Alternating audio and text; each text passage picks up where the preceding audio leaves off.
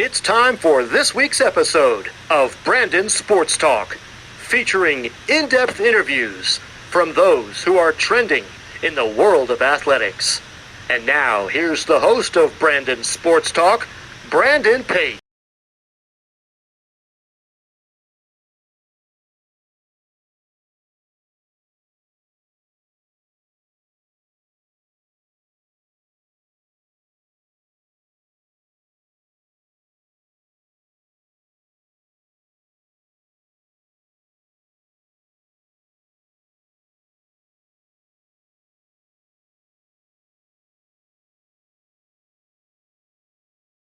Welcome back to Brandon Sports Talk. In today's episode, I have the privilege of interviewing the Western Connecticut State's head softball coach, Coach Heather Stones. How are you doing today? I'm good, thank you. Thank you for having me. Thank you. Can you talk about how you knew that you wanted to get started in coaching in college softball? Well, I think like many coaches, I didn't think at the time I knew what I wanted to do.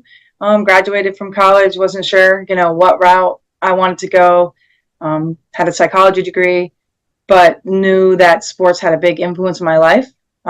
Like most of us, a coach had a big influence in my life, particularly my college softball coach, as well as several high school coaches. So I think kind of with her guidance, kind of directed me, kind of found me in a way. And I knew once I started it, it was something that I wanted to do. What was that experience like going to WestCon and playing collegiate softball? I didn't really know what to expect at first. I was first person in my family to go to college, so definitely that in itself was a whole new experience. Having softball kind of kept me grounded, and I think it's probably what got me through college. Because you have to obviously be academically eligible to be able to play. So I think it always kept me grounded, and loved the experience of having a built-in family. I mean, that was big for me. My college friends are still my friends and family today. Like those are the people that I'm closest with. So it definitely had an impact on my life and shaped me for who I am today, for sure. How was that feeling like getting to put on that uniform and representing WestCon? It was great. I mean, I think just to continue playing, I think when you're young and looking back now, it's like you never think it's going to end. And then when it ends, you're like, ooh, so it means a lot. Probably means more to me now than it did then. More appreciation for it. But just to continue playing a game that I love, it meant a lot for me. How was that feeling like getting inducted into the Hall of Fame in 2000? I think it was meaningful. It kind of brought me back to brought me back to my college days. It was nice having all my teammates and friends and family around me, basically people that were part of the reason why I got inducted, because without them, none of what I would have been done would have been possible. So it was nice to be recognized, but as being part of somebody who helped build the program, it wouldn't have been possible without my teammates. So being able to celebrate with them was really great. So that was it was nice. It was definitely it was a good feeling. Coming into college, what was that experience like getting your first assistant coaching job at Christopher Newport? It was interesting. I just decided to pick up and move down south. Being from the north, that was a little bit of a culture shock, but met the head coach there who had been involved in men's fast pitch for a long time, was a pitcher, very well known, kind of scooped me up, brought me on staff, and I learned a lot from him about pitching and kind of also solidified that this is what I wanted to do.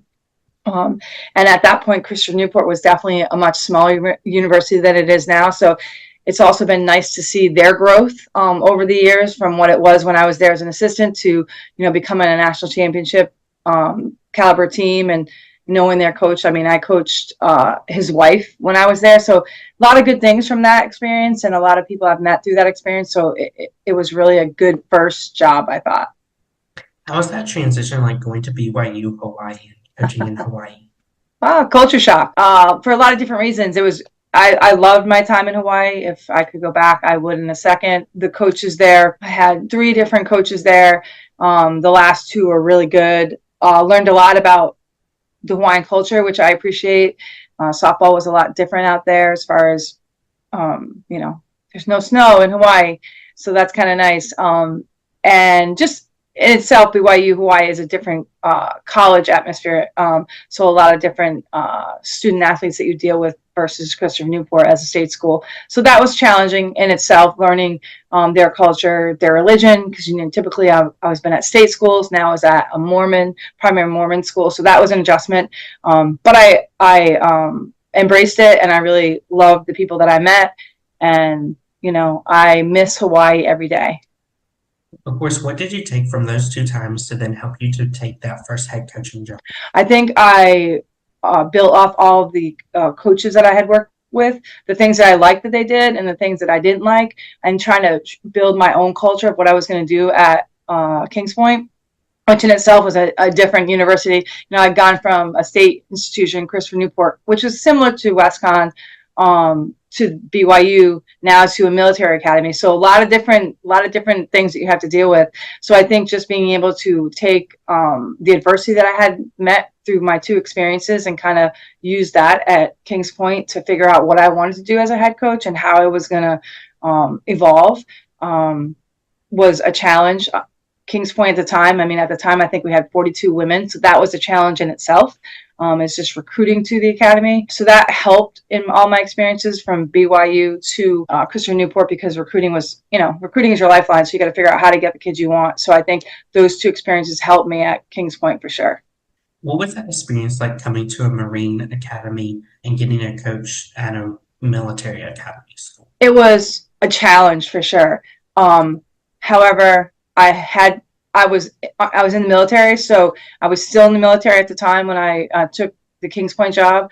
I was in the U.S. Army. I was a reservist, so I kind of understood the military piece of it, which was very helpful. But the academy puts a lot on their cadets and your student athletes. I mean, they go to school from 8 to 4, which is not traditional of typical college life, and and then they have your sport after. So, and at the academy, 85% of the students are playing a sport. So it's a lot. It's a lot different than what I currently do. But I think it introduced me to a different kind of student athlete, and I enjoyed it. I enjoyed building that program there.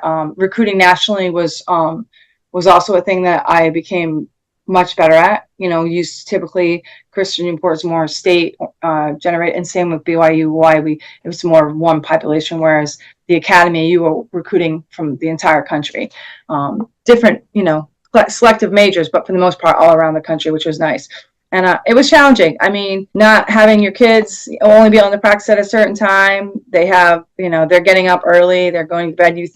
I think the misnomer, at the academies, is that you think your kids are going to be really disciplined when it comes to practice, and rightfully so. They're disciplined, 10 hours a day. So when they get to practice, they want to be able to let loose a little bit. And it took me a while to kind of understand that and give them that freedom and try to make practice more fun, so they didn't have to be so rigid. So, I learned a lot. I was definitely young. I made mistakes for sure, but I think it helped me grow as a overall person and head coach. While coaching at the academy, what was it like coaching volleyball and softball? Well, I never played volleyball, so that was a challenge. Fortunately for me, though, I had a lot of players, my softball players, that played volleyball, so they were really encouraging. And coaching is teaching, teaching is coaching, so it's just learning about that sport. So I had to read a lot. I had to, read the rule book for starters, and I went to several clinics run by college coaches for volleyball to learn about the sport. Being an athlete, it wasn't as hard as I thought it was going to be to learn, but it definitely was a challenge as far as learning strategy and drills and skills from a sport that I never played. But I definitely enjoyed it. I did it for 4 years, had a kid that, was all conference player of the year. She just got inducted at Kings Point's Hall of Fame, I think 2 years ago, and still talks about it. So obviously it was a good time for me, and I liked the kids that I was with, so it made it easier. Balancing both, at that time, fall ball wasn't a thing and still at the academy, because a lot of your athletes are away if they're not playing. If they're playing a spring sport, they're out to sea at Kings Point. So their whole school year is a little different. So we didn't really have a non-traditional season. So that wasn't as hard to juggle as opposed to if I was to try to do it at WestConn. It would be probably impossible to do 2 sports because we have a fall season for softball here. So it wasn't as hard to juggle at the academy, but I definitely enjoyed it and I learned a lot, which I appreciate the sport of volleyball a whole lot more now. What was that feeling like coming back home to your alma mater to be a head coach? Pride. I mean, I'm very proud alum. I love what WestConn has given to me, and I think coming back to take over the job for the coach that had influenced me and impacted me so much was empowering. And I think about that every day. Like, my life's path. And I think I'm very thankful and grateful for, being able to step into her shoes and take over and hopefully continue the tradition of Westcon softball. And hopefully, hopefully I'll have an alum that will take over for me one day. That's kind of the hope, but definitely very, very proud moment, and very grateful. What was that feeling like, taking over from your previous coach that you coached? Like I said before, just pride, like to be able to take her, nervous too. I was definitely stressed, following somebody's footsteps and trying to do what they have done is, a lot harder. For me, I feel like it's harder to continue a successful program than it is to build one. Because there's no expectation, right? When you're building from the ground up, there's no expectation. But when the program's already been built and taking over, you got to continue that building in the upward trajectory. Sometimes it's not always as easy as you think. So definitely nerves for sure, but a lot of pride and just extremely grateful that I was given the opportunity, and I'm continued to give the opportunity to kind of follow in her footsteps. For sure, she's been a mentor to me throughout my time, and still is. If I have an issue, I'll pick up the phone and call her first, for sure. For you, what was that feeling like, stepping onto that softball field as the head coach in alma mater versus your last time stepping onto it as a player? Oh, that's a good question. Well, the field was different, so I didn't get to step on the field that I played on, but the new field, it was surreal. It was surreal to actually be back and kind of come full circle, and from not knowing when I left what I would do with my life as a career to then be back here coaching as a career. It was definitely a surreal moment, one that I was extremely grateful to do. And, also to have my daughter be with me to take part in that meant a lot to me as well. Just kind of for her, showing her that, you can really do something that you're passionate about and, make a living doing it, which was great. So for me, I just think surreal. It was a surreal moment coming back full circle. How's that feeling like, getting to coach your daughter? Coaching my daughter, I coached her in travel. It's fun. I think for me, coaching her, what was it like? I'm glad that I got to coach her, but the reason I chose to coach her probably isn't the reason why many people coach their kids. She's a multi-sport athlete, and I didn't want her to have to specialize early or pick or choose. I wanted her to be able to find her own path in sport. And I think we're so caught up in youth sports today, and you got to play one sport, that, I chose to coach her in softball when she was 14. She played baseball up until she couldn't anymore since she transitioned. But I chose to coach her so she could also play basketball and try to balance both. But it was great, just kind of seeing her grow up and do the sport that I was coaching. And now she continues to do it at the collegiate level, which is great. And, it goes quick. She's about to graduate. So it's kind of crazy that her time of playing is almost done, and she's about that next chapter. But it was an awesome experience and something that I will forever be grateful for. What does a typical game day look like for you as a head coach versus for your athletes? Typical game day, for our athletes, they obviously, a lot of them will have class. We're usually at the field an hour and a half before game time, barring no labs or anything like that. They're at the field prepping, set up our field, and we kind of go through our pregame. If we're on a weekend, we'll usually have 2 hours beforehand for our athletes. And as far as coaching staff, we're usually I'm usually in the office 8 o'clock that day, making sure we have the scouts ready, making sure we have all of our equipment ready that we can use, our one-way communication, that all our technology is working and ready to go. And then usually our assistant coaches will get here about 2 hours before the game, if it's a home game, and we'll kind of go over our game plan and make sure that our student athletes are all on the same page. The culture that you've built for the program. Yes. At Kings Point and even here, I always try to start right away incorporating that family feel, family values, traditions, like what we value here. Even this year we kind of have trying to go back to like the roots of what makes our culture important, and we kind of put in the word action.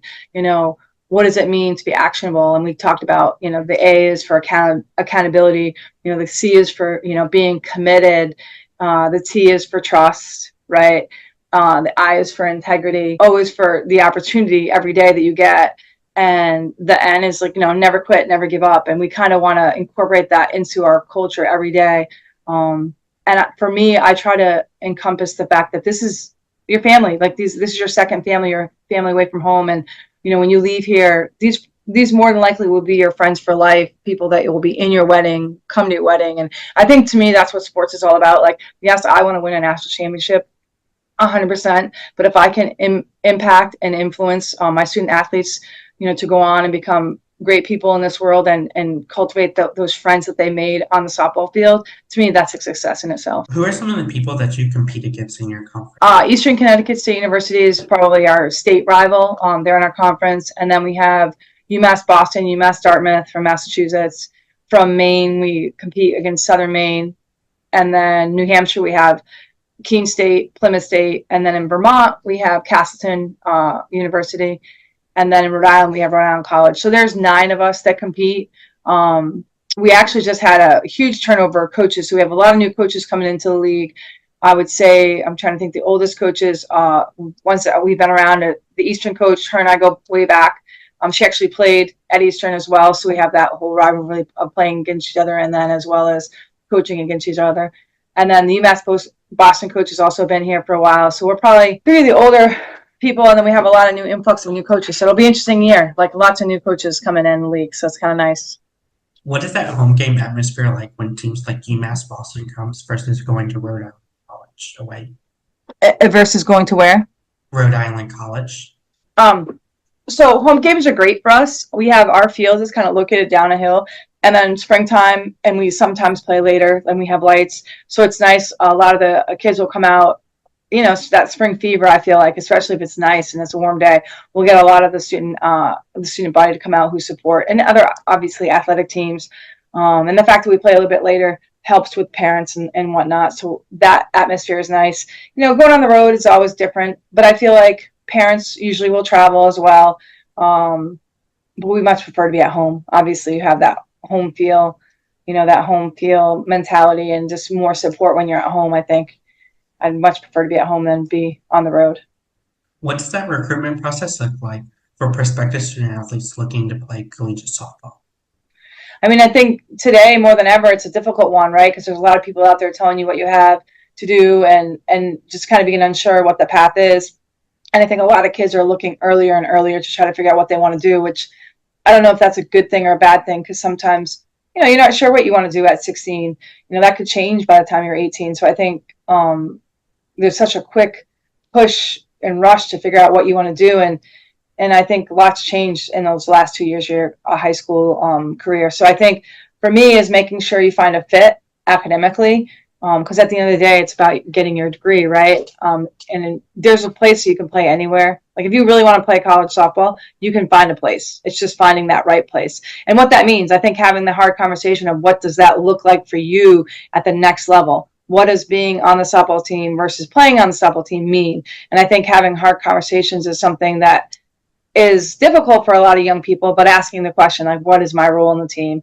Because, going to school and being on a team is a lot different than going and actually getting playing time, right? So I think having those hard conversations with the coaches that are recruiting you, or if you're kind of trying to go to the school, what that policy is to walk on versus being recruited and what does that mean? I mean, for myself, I'm really trying to recruit professional study majors, kids who I know who will be here for 4 years, that I don't have to babysit in the classroom, that they are getting it done in the classroom so we can really just focus on what we need to do on the softball field. As a coach in alma mater, what is it like seeing them fall in love with the campus and the softball facility? I think that ebbs and flows, right? We've had field issues that have challenged us, but now we have an unbelievable grounds crew. Our field, it was amazing this past year and a half. So I think it's nice to have our kids appreciate that and know that hard work and effort goes into that. And when they appreciate it, it makes it a lot easier for me to be proud and understand that this is what happens when people care about what you're trying to do. And I think to me, recently, that's been a great experience. Because the kids actually seeing them appreciate stuff is what we try to make sure happens. We try to provide them with great facilities and things where they can grow and be better. Like today, there was a meeting this morning opening a new weight room on the other campus, which was amazing. So our kids are really excited. Anytime you get anything new, it's like, it's an aha moment. But just having that appreciation for that, I think, and seeing them light up and knowing that this is for them is a great feeling. As a head coach in alma mater, what is it like seeing those freshmen put on that uniform for the first time and the seniors putting it on for the last? Oh, that's a good question. Well, for one, I can't believe 4 years goes by so quickly. Like for my seniors now, the fact that they're seniors, like I feel like they were just freshmen. It definitely, don't blink, for sure it goes by. Senior day is always full of emotion, right? Seeing them kind of grow from freshmen to seniors and then getting ready to go into the next steps of their life is always like an emotional thing. But, being proud from where they came from to where they're going to is a great accomplishment sometimes to see what they have done. And a lot of times even to surprise themselves, from how much they've grown in the 4 years. And then for freshmen just starting out, I think it's like a whole new world, and they have no expectation. They're unsure of themselves, second guessing themselves, and kind of seeing, how that's going to be in 4 years. We have a thing where we do here at WestCon where, the freshmen, when they come in, they write a letter to their future self.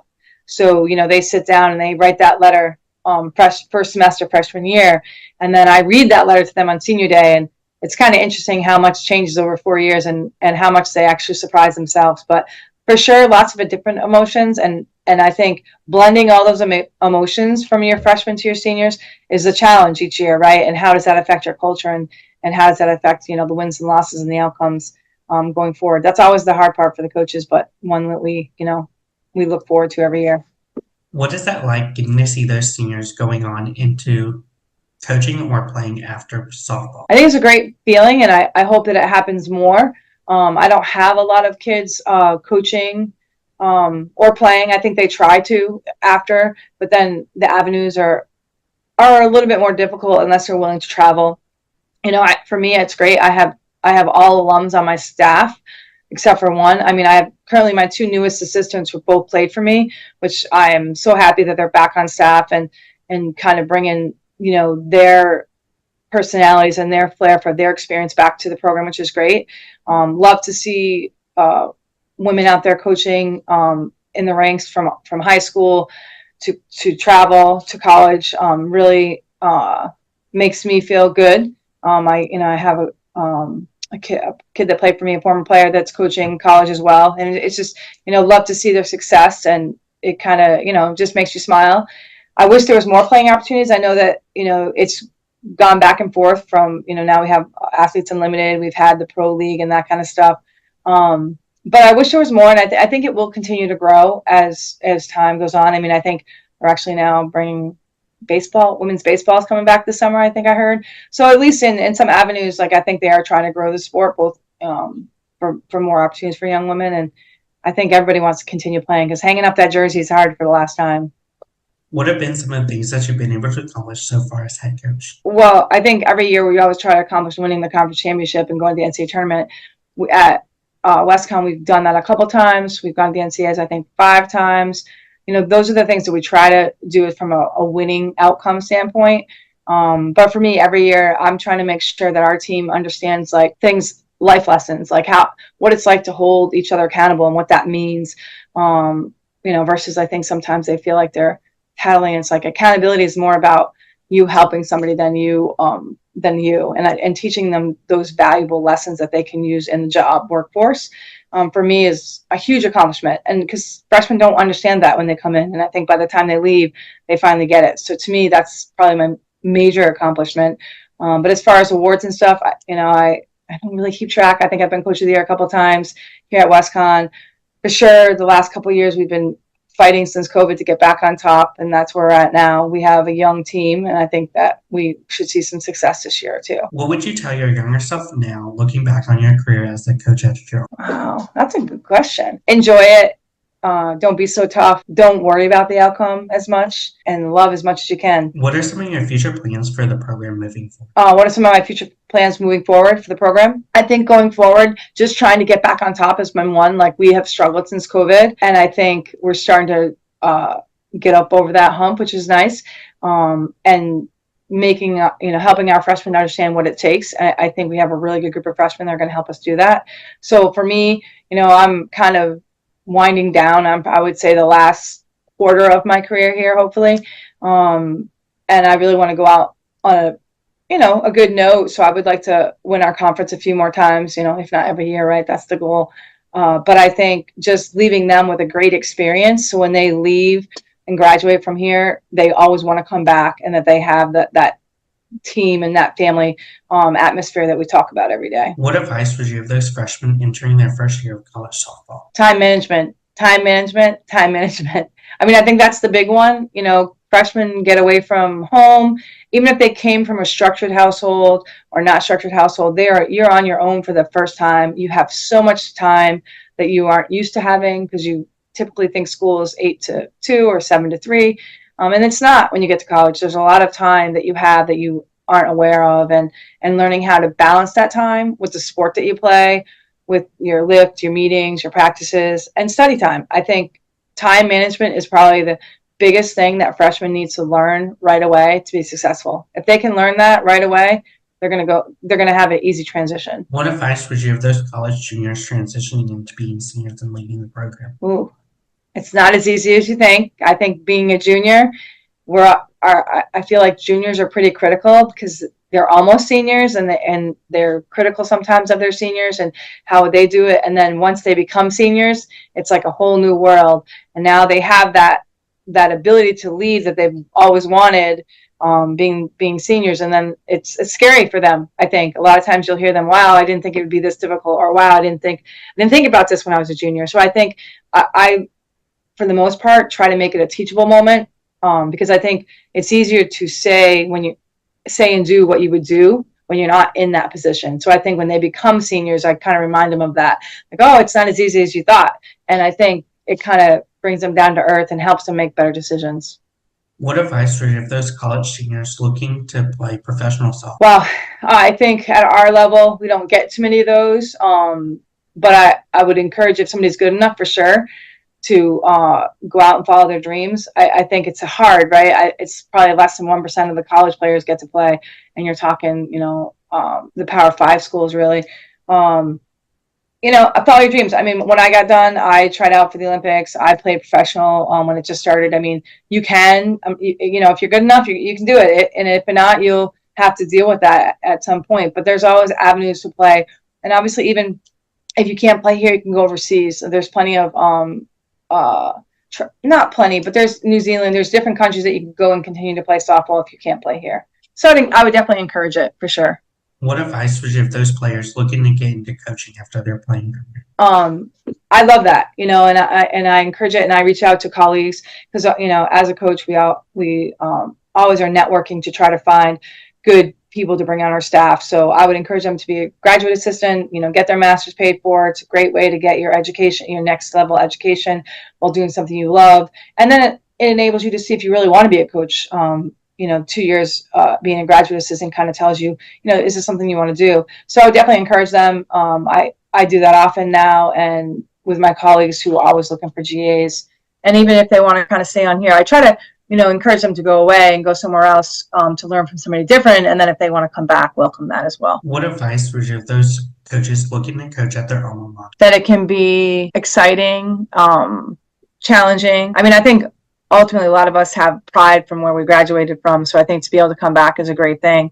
And I think it's a different kind of special. We all have our special things. And for me, it's just, if you can coach at your alma mater, it just, I have a lot of pride in it. And I'm very, very proud. And I hope that one day, an alum will take over for me. I don't know if that will happen, but I hope so, because it's just that level of, that next level of loyalty that you really have for the university. I live and bleed, WestCon blood, for sure. Probably a little bit more just because I graduated from here. So I encourage it. What advice would you give those future head coaches looking to get started in being head coaches? Today, it's difficult, right? There's a lot about to change in our job. I mean, the NCAA, who knows what the landscape looks over like for the next 5 years. So just kind of like teaching, it's going to be a tough career, I think, to get into with the unknowns.